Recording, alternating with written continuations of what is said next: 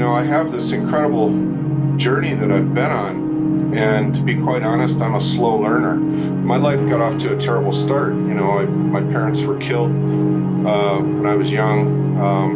I had a near-death experience when I was 13 years old. I actually went into outer darkness.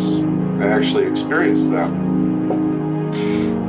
And what happened, what I never really talked about in story number one, when I shared that near-death experience, is when I came back, somehow, some way, I inherited certain sensitivities. And it kind of opened up a door.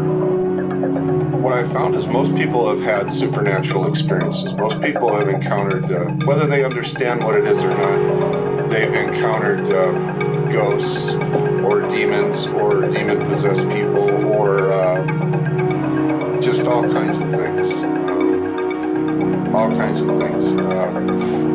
Now, the story that I'm about to share now, this happened in the summer of 2015, so it wasn't all that long ago.